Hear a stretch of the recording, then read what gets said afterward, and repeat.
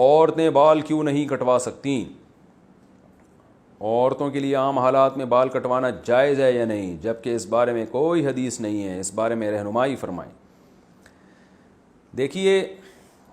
حدیث میں آتا ہے کہ عورتوں کو مردوں کی مشابہت سے اور مردوں کو عورتوں کی مشابہت سے منع کیا گیا ہے۔ اب یہ بات پوری دنیا میں مسلم ہے کہ عورت کو اللہ نے لمبے بال دیے ہیں، تو اس کے لیے بال کٹوانا یہ مردوں سے مشابہت ہے، اس لیے یہ صحیح نہیں ہے۔ بعض لوگ کہتے ہیں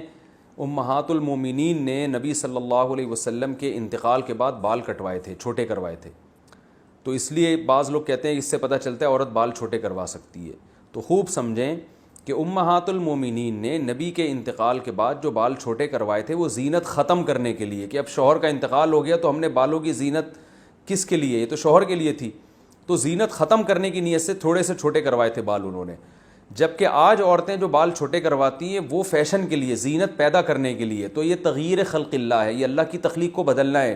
کہ جس چیز میں اللہ نے زینت رکھی ہے لمبے بالوں میں آپ اس کے خلاف کو زینت قرار دے رہے ہو،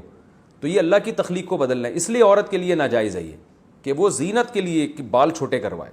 اس لیے علماء کہتے ہیں کہ اگر کوئی اس لیے بالوں کے کنارے چھوٹے کر رہی ہے کہ اس سے بال صحت مند ہو جائیں گے تو یہ جائز ہے۔ تو اس لیے عورت کے لیے اس لیے بال چھوٹے کرانا کہ فیشن کے طور پر، زینت کے طور پر، تو چونکہ فساق عورتوں کا شعار ہے، غیر مسلموں کا شعار ہے،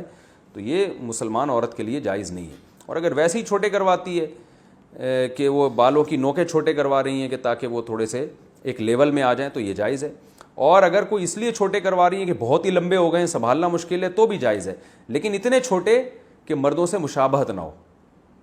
تو اس لیے علماء کہتے ہیں کہ کم سے کم جو ہے نا اتنے بال جو کمر تک